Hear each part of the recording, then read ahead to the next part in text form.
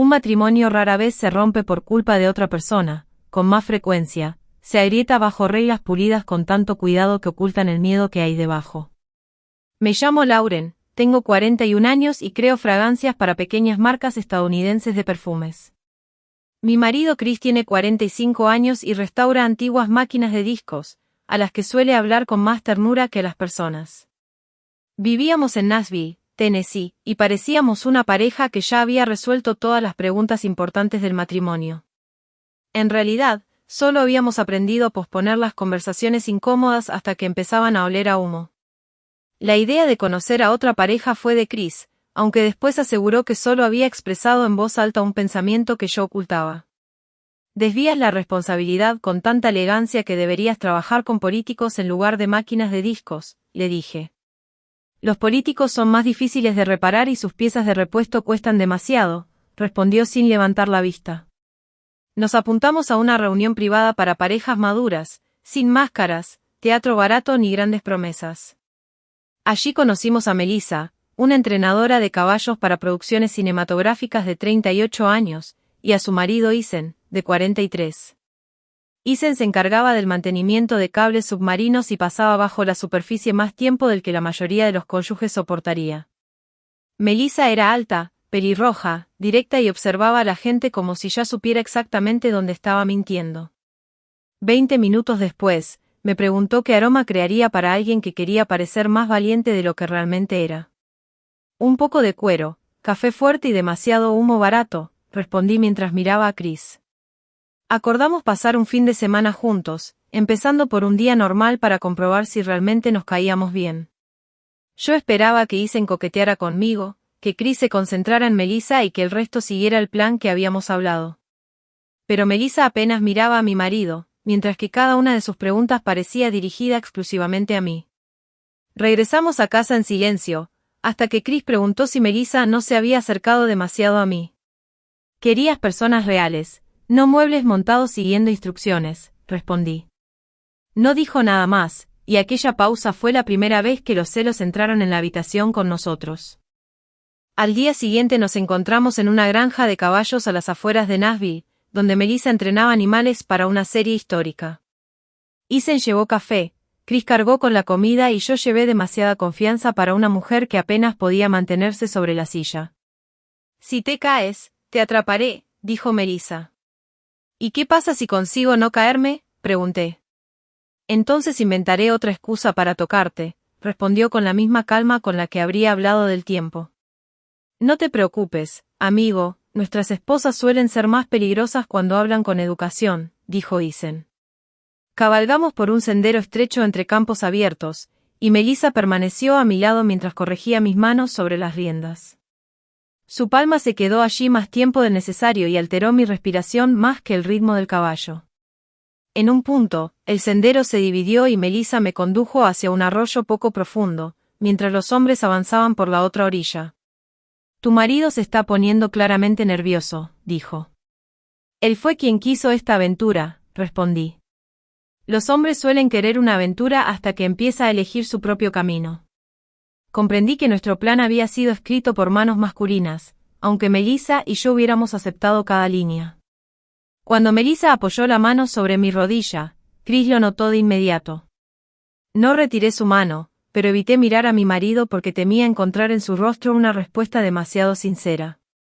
Más tarde, Chris me llevó aparte y preguntó si nuestro acuerdo estaba cambiando. ¿Acaso estaba grabado en piedra?, pregunté. No, pero pensé que al menos estábamos leyendo la misma página. Lo estamos, salvo que tú ya decidiste cómo termina el capítulo. Guardó silencio y después admitió que esperaba verme con Isen, no sentada tan cerca de Melissa. Querías libertad, Chris, pero por alguna razón le diste un pasillo demasiado estrecho, dije. Miró a Melissa, después a mí, y respondió en voz baja que no pensaba cerrar la puerta. Aquella noche fuimos a un club de música del centro de Nashville, cuyo propietario conocía a Chris y donde él se sentía seguro. Isen pidió bourbon, Chris eligió cerveza, y Melissa y yo llevamos nuestras copas de vino directamente a la pista de baile. Esperaba que los hombres se unieran, pero Melissa rodeó mi cintura con un brazo y me giró hacia ella. Déjalos sentados pensando por qué empezaron todo esto, susurró. Su cabello olía a tabaco y champú de yerbas, mientras su mano descansaba con firmeza sobre mi espalda.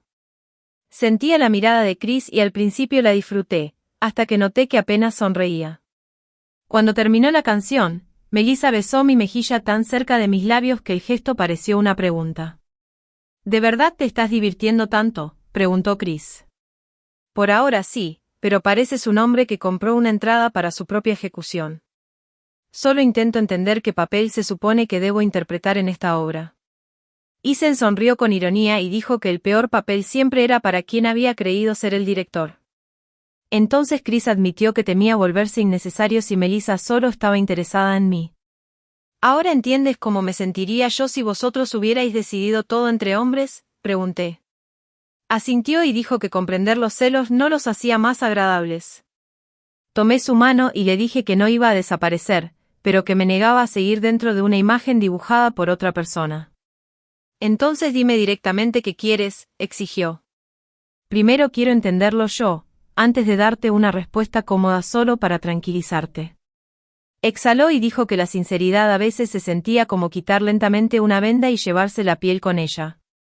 Isen propuso dejar de empujar la noche hacia adelante, porque la espera podía ser más útil que el resultado. Acordamos conducir hasta la casa de Isen junto al lago, fuera de la ciudad. Durante el trayecto me senté al lado de Melissa, mientras Chris iba adelante con Isen y no se volvió ni una sola vez. La casa se alzaba entre altos pinos y parecía demasiado tranquila para 4 personas con pensamientos tan inquietos. Isen se ocupó de la cena, Chris puso música, y Melissa y yo abrimos una botella de vino. Todo parecía casi doméstico hasta que Melissa dijo que ya no le interesaba el intercambio de parejas que habíamos planeado. Entonces dilo claramente, ¿qué es exactamente lo que te interesa?, preguntó Chris. Lauren, y después veremos si todos aquí tienen suficiente sentido común para no arruinar la noche. ¿Lo sabías desde el principio?, preguntó Chris a Isen. Lo sospechaba, pero mi esposa rara vez me entrega un calendario de sus pensamientos.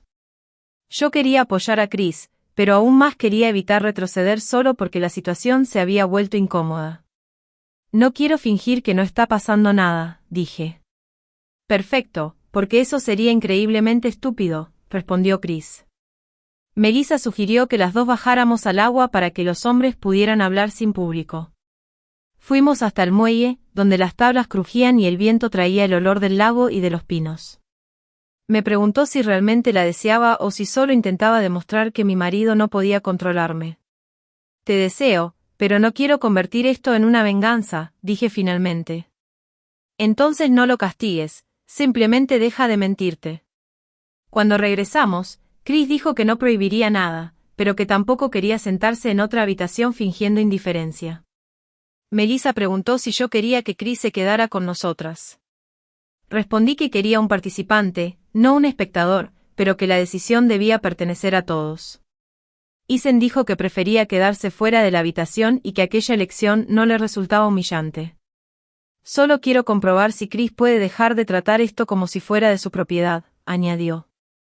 Chris soltó una risa seca y dijo que Isen tenía un talento horrible para formular los problemas ajenos. Antes de entrar en el dormitorio, hablamos de límites, señales y del derecho de cada persona a detenerlo todo. Melissa alivió la tensión diciendo que las reglas de los adultos no tenían por qué sonar como el manual de una lavadora. Melissa se acercó primero, pasó los dedos por mi mejilla y me besó sin prisa. Le devolví el beso, consciente de la respiración de mi marido y sabiendo que las palabras inteligentes ya no podían protegernos. Chris tocó mi cintura y después se detuvo, como si pidiera permiso sin su seguridad habitual. Me giré hacia él y le dije que podía quedarse cerca si dejaba de intentar dirigir la habitación. Es complicado para un hombre que repara máquinas golpeándolas con una llave inglesa, murmuró. Melissa se rió y dijo que, a veces, un hombre debía comprobar primero si la pieza rota era su orgullo. Nos movimos despacio, atentos unos a otros, y cada gesto decía más que una explicación larga. Melissa era más atrevida, Chris estaba extrañamente cuidadoso, y yo ya no me sentía atrapada dentro del plan de otra persona. Entonces Chris besó mi sien y susurró que parecía feliz. Le pregunté si quería detenerse, aunque temía que respondiera que sí. dijo que quería quedarse, pero me pidió que no fingiera que él no sentía miedo.